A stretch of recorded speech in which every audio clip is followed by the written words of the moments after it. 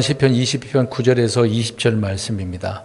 9절에서 20절인데 21절까지 메시아의 고난에 대한 이야기가 아주 자세하게 기록되어져 있습니다.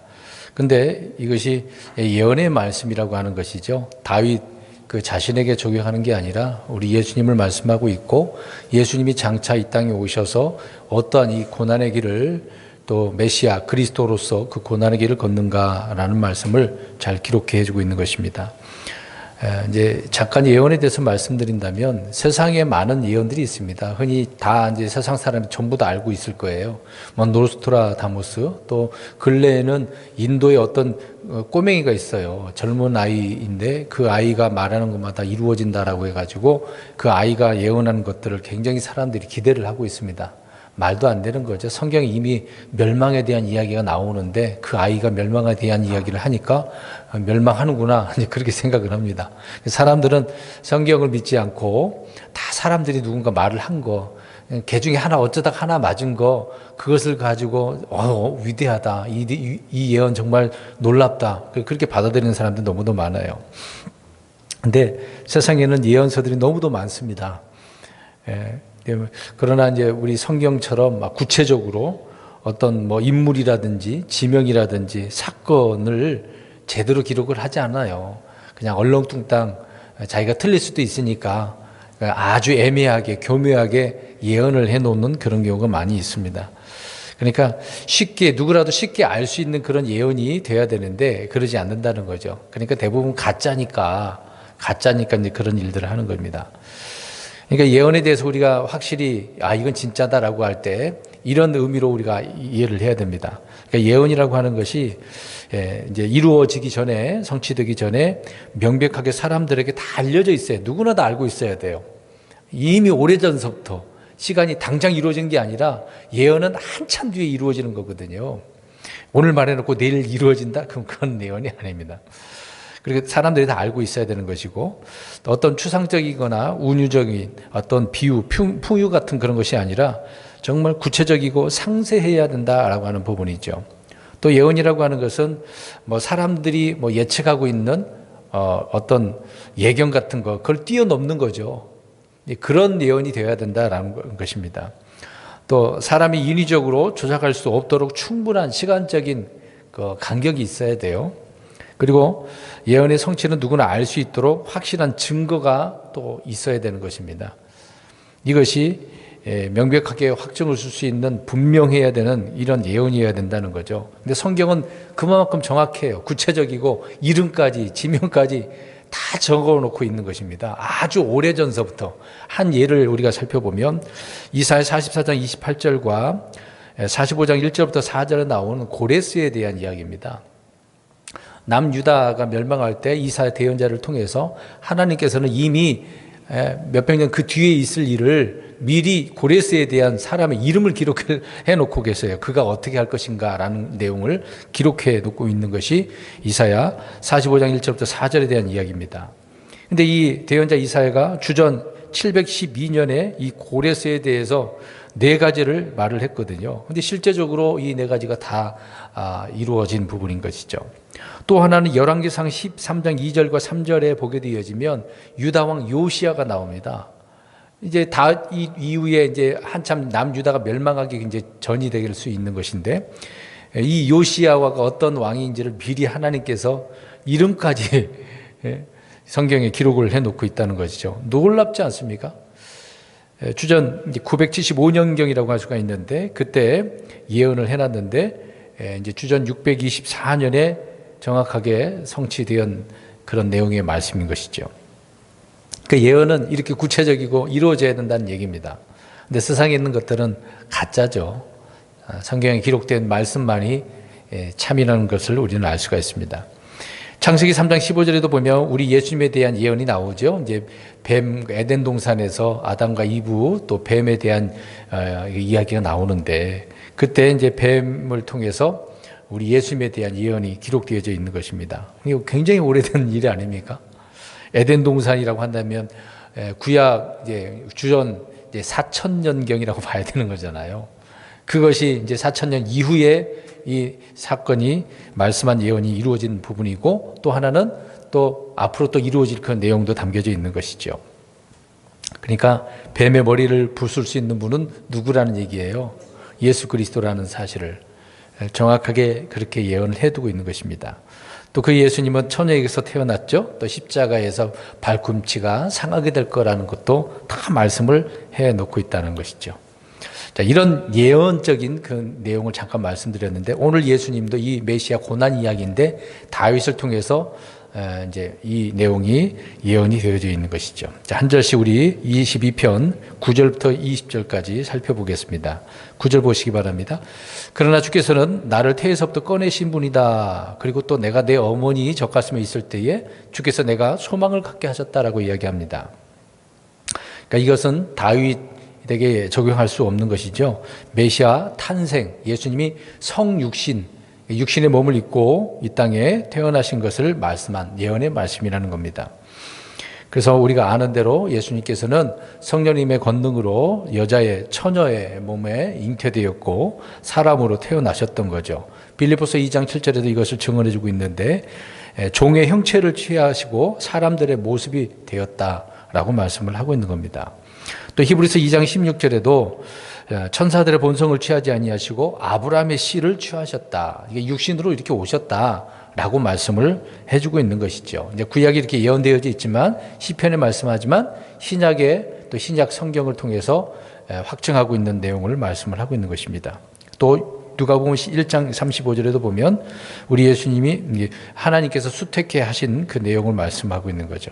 아무튼 우리가 다 알고 있는 사실이지만 주님은 이렇게 예언되어져 있는 성육신으로 태어나셨다라고 말씀을 하고 있습니다. 계속해서 9절 보시면 내가 내 어머니 젖가슴에 있을 때 주께서 내가 소망을 갖게 하셨다라고 말씀하고 있습니다. 그러니까 예수님께서 태어나셔서 또 성장 과정, 보통 아이들처럼 자라나셨다라고 하는 그런 의미로 말씀을 하고 있는 것이죠. 그러니까 어렸을 때, 태어났을 때 예수님이 마리아의 젖가슴을 어떻게 했겠어요? 젖을 먹었겠죠. 그 내용을 지금 말씀하고 있습니다. 또 예수님은 나사렛에서 그렇게 수태되었고 베들레헴에서 태어나셨고 또 나중에 우리가 아는 대로 성장 과정을 보면 이집트로 피나 가셨다가 다시 돌아왔죠. 헤롯이 죽으니까 나사렛이라는 곳에서 성장하게 되어지는 것을 보게 되어집니다. 아무튼 오늘 이제 구절을 보게 되어지면 젖먹이었을 때 어떻게 하셨다고 이야기하고 있어요? 잘 보세요. 젖먹이, 그러니까 젖가슴에 있을 때 맨 끝에 보시면 소망을 가지셨대요. 주께서 이제 주시는 그 소망을 가졌다라고 말씀을 하고 있습니다. 우리가 다 알다시피 이스라엘의 소망은 우리 하나님 아니십니까? 이제 이스라엘의 소망은 우리 주님이신 것이죠. 또 우리 예수님은 복된 소망이 되시는 거고, 예전에 이제 설교한 부분도 주님이 우리의 소망이어야 된다. 주님 자체가 소망이어야 된다는 얘기죠. 그런 주님께서는 영광스러운 소망이라고 성경을 말씀을 하고 있기 때문에, 또 구원의 소망이시기 때문에 이런 소망의 주님을 우리가 알 수가 있는 거죠. 그런데 주님이 소망을 가졌다라고 이야기를 하고 있네요. 언제요? 어머니 젖가슴에 있을 때, 젖을 먹을 때. 그러니까 주께서 가진 소망이 어떤 소망인가라고 할 때는 이제 뒤에서 나오지만 이제 부활의 소망이 되겠죠. 오늘 이제 그 내용을 설명하고 있습니다. 아버지께 영광을 받는 그런 소망, 이런 소망을 가지셨다. 예수님도 소망을 가지셨대. 우리도 소망이 있지 않습니까? 주님이 우리에게 소망인 것처럼 예수님도 소망이다. 지금 메시아가 고난받는 이야기를 하고 있잖아요. 예수님의 소망은 부활의 소망이다. 이제 뒤에서 더 말씀드리겠습니다. 주 예수님이 그럼 이 사실을 보면 자신이 누구인지를 언제 알았겠어요? 오늘 이제 내용 보면 알 수 있습니다. 아기 때부터 어머니한테 배워서요? 아니, 지금 태에서부터 어머니 젖가슴에 있을 때 좀 희한하죠. 우리가 이것을 보면은 태에 우리가 아이를 임신했을 때 그 아이가 태에서 어떻게 하고 있다는 것을 알 수가 있습니다. 예, 알고 있다는 거 듣고, 또 침례 요한도 뱃속에서 어떻게 했다 그랬어요? 성령으로 충만한 상태였던 것이죠. 그러니까 인격이 있다는 얘기죠. 그러니까 그 인격이 있는 아이를 이제 낙태하는 경우가 이제 있는데, 이제 그건 잘못된 거죠.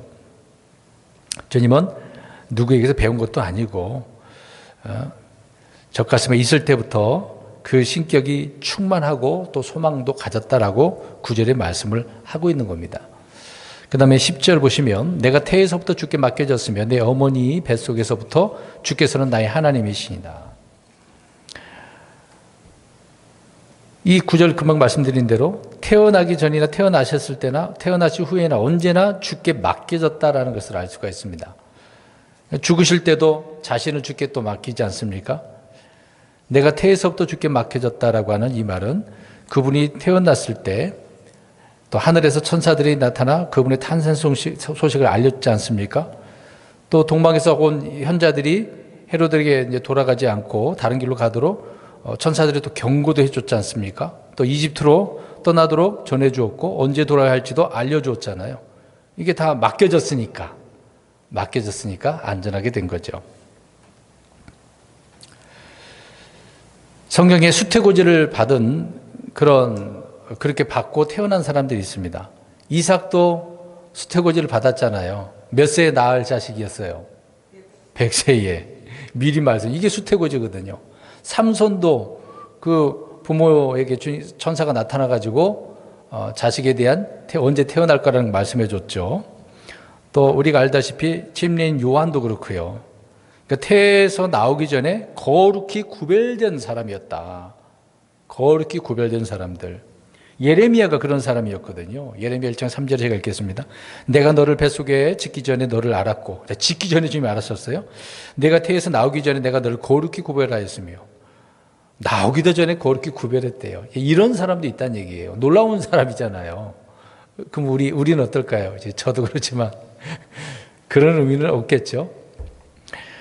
자, 이렇게 모태에서부터 구별하시고 부르신 사람도 있는데 사도 바울도 그런 사람이었습니다. 갈라디아서 1장 15절에 바울도 그렇게 고백을 하고 있는 내용이죠. 또 우리가 알다시피 뱃속에서 싸운 쌍둥이 있었어요. 누굽니까? 에서와 야곱이죠. 태에서부터 그렇게 싸웠어요. 또 충만한 사람은 또 침례의 요한이 있고 이렇게 성령으로 숭태해서 태에서부터 주께 맡겨진 이런 사람들, 우리 예수님이 이제 그런 분이다라고 이야기를 하고 있는 겁니다. 계속해서 10절 보시면 내 어머니 뱃속에서부터 주께서는 나의 하나님이시다. 그러니까 주님이 아버지가 나의 하나님이라는 사실을 언제부터 알았다고요? 뱃속에서부터. 예수님은 하나님이 낳으신 아들 독생자이시잖아요. 주께서 내 어머니 뱃속에서부터라고 하는 이 말은 모태로부터, 수태했을 때서부터라는 것을 알 수가 있습니다. 그러니까 여기서 우리는 말씀드린 것처럼 태 속에 있는 자들은 다 인격이 있는 그런 사람이다라는 것을 말해주고 있는 것이죠. 11절 보겠습니다. 나를 멀리 하지 마옵소서. 고난이 가까이 있으나 도울 자가 없나이다. 오늘 이제 제목이 될 수 있는 내용인데요. 메시아가 이제 고난받는데 도울 자가 없는 그런 상태를 말씀을 해주고 있습니다. 이 구절은 고난에 처한 사람들이, 혼들이 이런 기도를 하게 되겠죠. 우리도 힘들고 어려울 때 정말 간절히 이 어떤 문제가 터지면 누군가라도 도와줬으면 좋겠는데 내 힘으로는 안 될 경우 누군가 도와주면 되잖아요. 이제 그런 도울 자가 없다고 생각해 보세요. 어떻게 되겠습니까? 모든 게 다 절망스럽고 좌절할 수밖에 없는 거죠. 오늘 예수님도 그런 것이거든요. 아버지 하나님께서도 버리셨다고 이야기합니다. 그냥 죽도록 두신 것이니까. 또 사람들은 다 어떻게 합니까? 십자가에 못 박혀 죽으실 때 조롱하잖아요. 도와줄 자가 누가 있겠습니까? 아무도 없는 거죠. 아무튼 이런 가운데 이런 기도를 할 수가 있는 거예요. 다윗에게 적용하면 다윗도 이런 기도를 할 수 있겠죠. 저와 여러분도 마찬가지입니다. 예수님께서도 십자가의 그 문제를 놓고 겟세마네 동산에서 어떻게 합니까? 기도하죠. 땀방울이 핏방울이 되는 것처럼 정말 간절히 기도하신 분이 우리 예수님인 것입니다. 주께서는 그날까지 주 하나님과 항상 함께 있었다는 것을 알 수가 있어요. 내버려 두지 않고 계속해서 맡겨졌으니까 함께 하셨던 거겠죠. 그래서 사도행전 2장 25절에 보면 내가 항상 내 얼굴 앞에 계신 주를 미리 보았나니 그분께서 내 오른편에 계심으로 내가 흔들리지 아니하리로다 라고 말씀합니다. 이미 이 내용은 시편 16편 강의할 때 말씀을 드렸어요. 늘 주님 앞에 항상 아버지 하나님께서 함께 하셨다라고 말씀을 하고 있습니다. 그런데 도울 자가 어떻다? 없다라고 하는 거예요. 늘 함께하고 계셨는데 없다. 12절을 읽겠습니다. 보겠습니다. 많은 황소들이 나를 에워싸고 바산의 힘센 황소들이 나를 둘러쌌으며 라고 말씀하고 있습니다. 여기서 많은 황소들, 바산의 힘센 황소들이 누구를 말하는 것일까요? 누구겠습니까? 성경에 보면 사람을 동물로 이렇게 표현하는 경우가 너무도 많거든요. 그러니까 사람을 생각하시면 돼요. 여기서 황소들이라고 말을 할 때는 이제 뭐 신약에 와서는 서기관들, 바리새인들, 사두개인들, 장로들 이제 그런 사람들이 있는 것이죠. 이제 뒤에서 말씀드리겠습니다. 이런 자들은 개들이라고 표현하기도 합니다. 근데 또 다른 표현으로는 헤롯이나 빌라도라고 할 수도 있겠죠. 마태복음 23장에 보면은 사람들을 뱀들, 독사들 그렇게 표현하기도 합니다. 또 심지어는 돼지들이라고 또 표현하기도 하거든요. 더 나아가서는 이제 마귀이고 용이고 뱀인 저 사탄 마귀를 그렇게 부르기도 하는 것입니다. 네, 아무튼 이런 자들을 이제 바산의 황소 그렇게 표현하고 있습니다. 황소 그러면 힘이 세잖아요. 이사야 34장 7절에도 보면은 알 수 있는데 유니콘들이 그들과 함께 내려오고 수소들도 황소들과 함께 내려온다라고 이렇게 나오고 있습니다. 이들이 누군가를 설명해 줄 수 있는 거죠. 주님의 십자가 사건은 그냥 유대인들 예루살렘에서 그걸로 끝나는 게 아니라 전 세계적인 인류의 문제가 아니겠습니까? 그런데 주께서 체포되시고 재판받고 십자가에 못 박혀 죽을 때까지 계속해서 이 힘센 황소들이 어떻게 하고 있는 거예요, 지금 보니까. 12절에 보니까 둘러싸고 있어요. 에워싸고 있어요. 그러니까 그 당시에 예수님이 십자가 못 박혀 죽었을 때 주변 사람들, 무리들을 설명을 해주고 있는 것이죠. 그들이 어떻게 했다고 합니까? 13절에 보니까 그들이 약탈하고 울부짖는 사자같이 나를 향해 입을 벌렸다. 그 입을 벌려서 어떻게 했겠어요? 심한 말, 욕설을 퍼붓겠죠. 비난했겠죠. 너가 정말 메시아야, 그리스도야? 한번 뭔가 일으켜봐. 네 힘으로 안 돼? 이렇게 얼마나 조롱을 합니까? 그런 의미가 되는 거고, 또 하나는 어떤 외침이나 부르짖음, 기도할 수 있는 그런 내용도 포함되어져 있는 거죠. 근데 좋은 의미는 아닙니다. 여기서 16장 10절에도 보니까 그들이 나를 향해 입을 크게 벌리고 모욕을 하며 내 뺨을 때리고 함께 모여 나를 대적하였다라고 이야기합니다. 그러니까 황소들이 주를 둘러싸서 이렇게 얼마나 아주 그냥 가진 모욕을 했는지를 말씀해 주고 있는 거죠. 근데 그때나 지금이나 표현하면 이제 종교 지도자들이 얼마나 힘이 셌겠어요. 그 당시에 바리새인들 제사장 그러면 어떻게 했습니까? 최고의 힘을 갖고 있는 거죠. 중세 시대 때도 보세요. 신부들이 얼마나 큰 힘을 가졌겠어요. 말 안 들으면 그냥 죽여버리는 거죠. 통치자들도 그렇고 장로들도 그렇고 이런 정치 권력을 가진 그런 자들을 지금 이야기를 해주고 있습니다. 거기에 또 로마 병정 군사들도 있지 않았습니까? 그들이 힘세지 않습니까? 그 당시에는. 그러면서 모욕을 하고 뺨을 때리고 대적한 그 내용을 여기서 입을 어떻게 한 거예요? 벌렸어. 입을 벌리고 온갖 갖은 욕설을 했겠죠. 이사야 57장 4절에도 보니까 너희가 누구를 향해 너희 자신을 과시하느냐, 너희가 누구를 향해 입을 크게 벌리며 혀를 내미느냐. 그러니까 입을 크게 벌려서 뭔가 기도를 하고 있는 거예요. 누구를 향하겠어요? 하나님 향하겠어요? 그런 식으로 벌리면서 주님을 모욕하고 있는 내용을 말씀하고 있습니다. 계속해서 13절 보세요. 그들이 약탈했대요. 울부짖는 사자같이 그렇게 했다고 이야기하고 있습니다. 힘도 세요. 그러니까 약탈을 하겠죠. 사자가 왜 울부짖습니까? 잡아먹으려고요. 예, 성경이 이런 동물, 짐승을 많이 비유하고 있죠. 그래서 오늘 황소이든지 개, 돼지든지 사자든지 일이든 뱀이든 다 그렇게 잡아먹으려고 하는 거죠. 그러니까 다 주님을 대적하는 원수들에 대한 이야기를 지금 하고 있습니다. 여러분, 간단하게 우리가 이렇게 살펴보고 있습니다만은 예수님이 십자가 죽으실 때 이렇게 하셨다니까요. 지금 저와 여러분들도 누군가 나에게 한번 욕을 해본다고 생각해 보세요. 안 좋은 소리 했다고 해보세요. 비난하고 험난한다고 생각해 보세요. 어떻습니까? 기분 좋은 사람이 있을까요? 그렇죠. 잠 못 잔다니까요. 원수들이 그렇게 하고 있었다는 것을 설명을 해주고 있습니다. 14절 보겠습니다. 나는 물같이 쏟아졌고 내 모든 뼈는 어그러졌으며 내 심장은 밀초같이 되어 내장 한가운데서 녹았나이다. 이제 십자가에 못 박혀 있는 그 상태를 설명을 하고 있는 거죠. 십자가에 못 박힌 주님이 받는 그 고통을 한번 생각해 보세요. 물같이 쏟아졌대요. 뭐가 물같이 쏟아진 거예요? 피가요. 5번째, 이 옆구리 창으로 찔렸지 않았습니까? 거기에 물이 쏟아져, 심장을 찔리면 순간적으로 물이 나온다지 않습니까? 물같이 쏟아졌대요. 채찍에 맞으시고 가시관이 깊이 머리에 박히시고, 채찍으로, 그것도 그냥 채찍이 아니에요. 우리 가죽 그런 채찍이 아니에요. 끝에 쇠가 파이도록 달려져 있었단 말이에요. 한 번씩 등에다 그걸 꽂는다고 생각해 보세요. 꽂아지고 잡아뗄 때 얼마나 고통스럽겠습니까? 우리 영화 보셨을 거예요. 패션 오브 크라이스트인가요? 정말 저도 봤는데 실감 나게 이렇게 표현을 했더라고요. 그걸 우리는 지금 그냥 생각하면서 말씀 보면서 그냥 감사할 뿐이지, 그 당사자이신 예수님 한번 생각해 보세요. 피가 몸에서 물같이 쏟아진 우리 예수님이십니다. 그대로 성취된 그 내용의 말씀을 언급하고 있는 것이죠.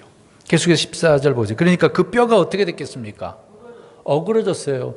못 박혀져 있을 때 그냥 멀쩡한다고 생각하세요? 몸 무게가 못이 박혀져 있는데 어떻게 하겠습니까? 밑으로 처지죠. 그럴 때 얼마나 힘을 쓰려고 하겠어요. 죽는 그 순간까지 거기 이겨내려고. 그걸 우리가 한번 생각해 보셔야죠.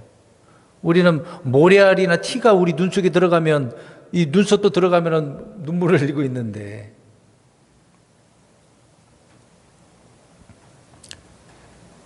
뼈가 부러졌다는 거 그게 아니라 어그러졌다는 얘기예요. 꺾이지 않았잖아요. 어그러졌대요. 뼈 마디마다. 부러진 게 아니라고요. 어그러진 거예요. 십자가 위에서 손과 발이 못 박힌 채 몇 시간 동안이나 매달려 계셨던 것이죠. 생각해 보세요. 십자가에 못 박힌 주님의 그 몸은요, 쏠리면서 체중이 내려가니까 얼마나 힘이 들었겠어요. 그러니까 뼈가 어그러드는 거죠. 우리가 이제 아프게 되면 본능적으로 입을 꽉 물잖아요. 세게 물면 이빨도 어떻게 됩니까? 깨지기도 하고 어그러지죠. 힘을 주면서 막 몸이 막 힘주니까 막 근육도 문제가 생기는 겁니다. 예수님이 십자가에 못 박히시니까 고통이 없는 줄 생각하면 안 돼요. 어마어마한 고통이었습니다. 다시 14절을 보십시오. 내 심장은 밀초같이 되어 내장 한가운데서 녹았다라고 말하고 있습니다. 심장이 녹았대요. 심장이. 몸에서 피가 빠져나가니까 극도의 고통 가운데 몸이 뼈가 또 어그러질 때 심장이 뛰어야 되고 순환해야 되는 거 아닙니까?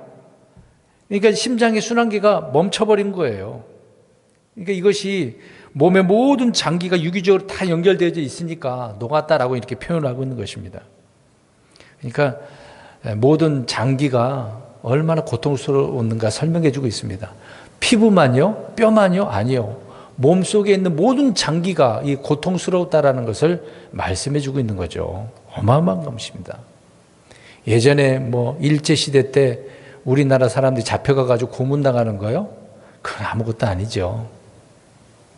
저도 안 당해봐서 모르겠습니다만은 주님의 십자가의 고통은 그 이상입니다. 사람이 이 정도로 경험한다는 건 놀라운 거죠. 심장까지 녹아버린 그 내용을 설명합니다. 15절을 보겠습니다.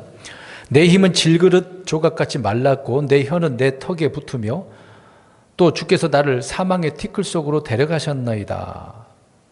이제 탈진한 거예요. 이 내용이 지금 15절은 탈진 상태를 설명하고 있는 겁니다. 질그릇 조각같이 말랐다. 물기가 없는 거잖아요. 탈진된 거 아닙니까? 말라버리는 것이니까. 이 십자가에서 죽어가실 때 주님의 몸에 그 힘이 약해지고 완전히 탈진 상태를 설명하고 있는 거죠. 그분의 몸이 이렇게 마지막 순간에 창에 찔림으로 인해서 수분이 이제 물도 다 빠져나갔으니까 얼마나 고통스럽겠어요. 그리고 계속 보세요. 혀는 내 턱이 어떻게 됐대요? 여러분 혀 말라보세요. 물 못 먹어가지고. 그냥 뻣뻣해요. 붙었어 지금. 예수님의 혀가 턱에 붙었다고 하지 않습니까? 침샘이 수분이 없으니까 그렇게 돼버리는 것이죠. 사람들도 힘이 들고 긴장을 하면 바짝 타들어가고 말라버리지 않습니까? 우리 예수님이 이렇게 고통을 당하셨어요. 15절에 보세요. 주께서 나를 사망의 티끌 속에 두셨다라고 했습니다. 이제 죽으시고 혼이 지옥으로 떨어지는 그런 장면의 모습을 설명해 주고 있는 거 아니겠습니까? 그래서 모든 일을 다 마치고 십자가에 이제 숨을 거두시게 되는데 이제 그런 순간의 상태를 지금 다윗은 예언의 말씀으로 이렇게 해주고 있는 것이죠. 계속해서 16절 보세요. 예수님이 이제 그런 상태였고 개들이 나를 에워싸고 사악한 자들이 모여서 나를 둘러 막으며 내 손과 발을 찔렀나이다.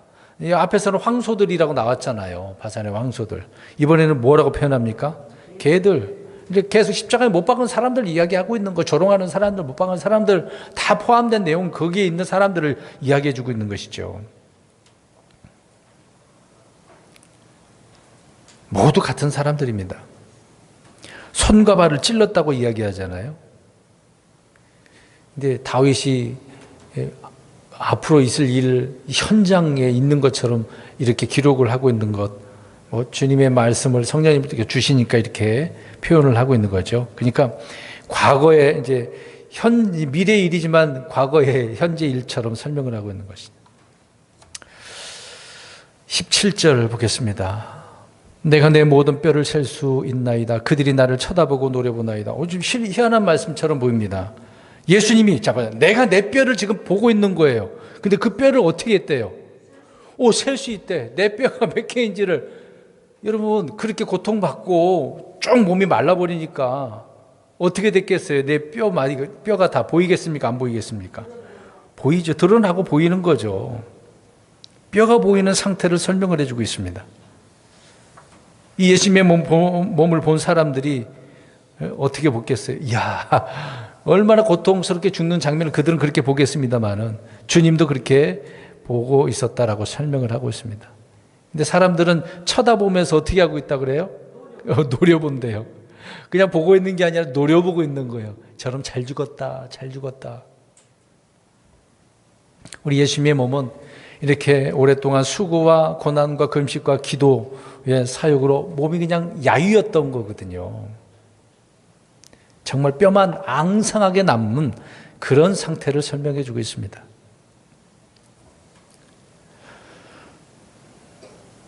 욥기서 16장 8절을 보니까 고난으로 인해서 욥의 그 몸 상태가 어땠는지를 말씀해 주고 있잖아요.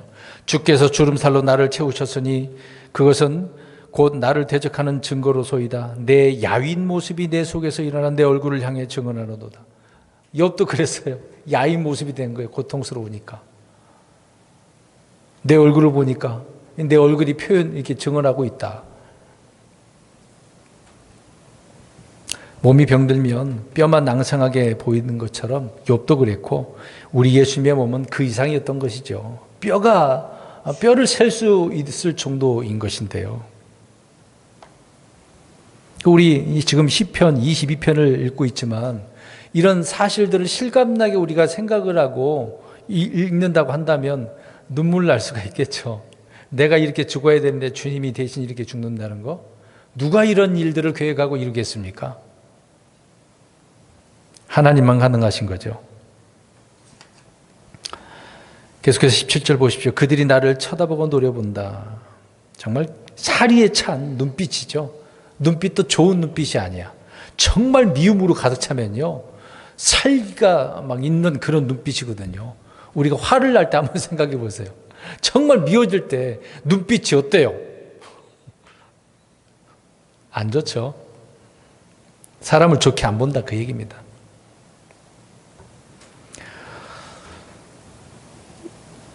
물론 예수님께 죽으실 때 멀리서 이제 예수님을 바라보는 여인들도 있었고 또 거기에 이제 백부장도 있었지 않습니까? 그렇지만 대부분 멸시하고 쳐다보고 노려보고 있었다. 그 내용을 우리가 알 수가 있습니다. 그러니까 사람들은 예수님의 그 저주, 잘 저주받았다. 십자가에 죽는 것은 다 저주받아서 죽은 거라고 하니까 잘 됐다라고 생각을 했겠죠. 지극히 당연하다고 그렇게 생각했을 것입니다. 18절 보겠습니다. 그들이 자기들끼리 내 옷들을 나누며 내 겉옷을 놓고 제비를 뽑나이다. 누가 그랬어요? 그렇죠. 로마 병정들이 그랬습니다. 제비를 뽑았어요. 근데 이 내용을 보니까 예수님이 십자가 죽으셨을 때 옷을 입었어요? 안 입었어요? 아니요. 그렇죠. 벌써 입었던 걸 다 벗겨버리는 거죠. 십자가 알몸으로 그냥 매달려 죽으신 겁니다. 그냥 그 옷 나머지 빼놓은 벗은 그 옷을 벗겨진 옷을 가지고 병정들이 나누고 제비를 뽑고 그런 상태를 설명을 하는 거 있는 거죠. 이렇게 상세하게 예언을 해놨어요. 성경은 예언의 말씀으로 실제 이루어진 것 아닙니까? 근데 이런 예언의 말씀을 왜 안 믿냐고요? 안타깝습니다. 19절 보겠습니다. 그러나 오 주여 주께서는 나를 멀리하지 마옵소서. 오 나의 힘이시여 속히 나를 도우소서. 십자가에 못 박히신 주님께서는 그 위에서 지금 무엇을 했는지를 설명을 해주고 있습니다. 엄청난 고통스러운 이 순간에도 주님께서 지금 어떻게 하시고 계신 거예요? 기도하시는 거예요.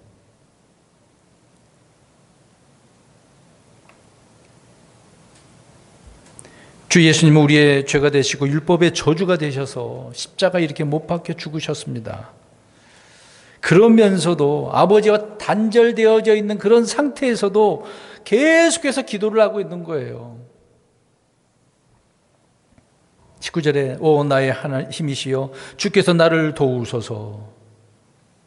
왜 나의 힘이시고 나를 도와달라고 할까요? 끝까지 지금 십자가에서 맡겨주신 이 사역을 어떻게 해야 되니까? 그렇죠. 감당해야 되니까. 사역을 완수할 수 있도록 지금 구하고 있는 거예요. 나에게 이 맡겨준 책임 끝까지 감당하게 해 주시옵소서.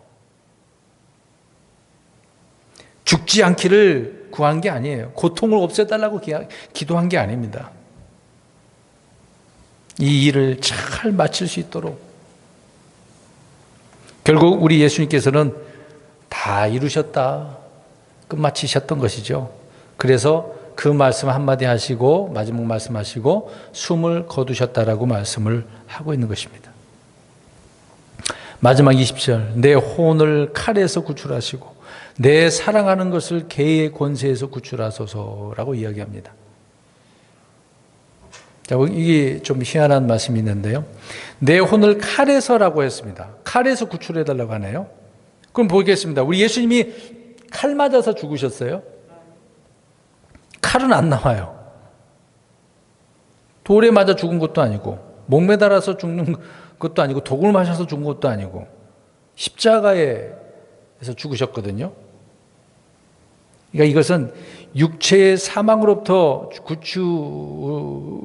구출이 아닌 것을 지금 설명하고 있는데 이 말은 뭐냐면 아버지 하나님의 진노, 그 심판의 칼을 지금 이야기하고 있는 겁니다.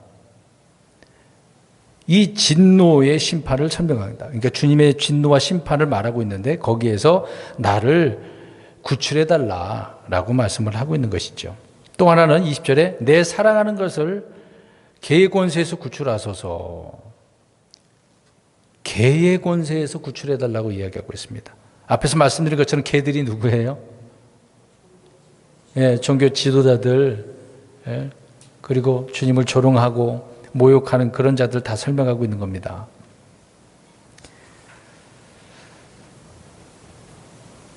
근데 그거보다 더 큰 권세가 있겠죠. 사망과 지옥이라고 하는 그런 고통이 있습니다. 거기에서도 어떻게 해달라는 얘기죠? 구출하셔 달라고 기도하고 있는 것이죠. 그러니까 주님께서는 사망의 고통과 지옥의 고통을 다 경험하신 분이에요. 이렇게 구출하소서라고 할 때는 사망과 지옥에서 건져달라고 하는 것은 무슨 말이에요? 다시 앞에서 설명드린 것처럼 부활, 다시 이렇게 세워주신 것을 설명하고 있는 겁니다. 이제 그 내용을 지금 설명하고, 그러니까 쭉 보면은 태에서부터 또 태어나서 또 그 고난의 과정, 죽으신 과정, 또 그 죽으시고 난 그 이후의 부활까지 설명을 예언을 하고 있는 것이죠. 이런 메시아에 대한 자세한 내용을 기록을 하고 있는 겁니다. 그래서 우리 예수님을 보면 사망 권세를 깨뜨리고 일어나셨지 않습니까? 승리하셨잖아요.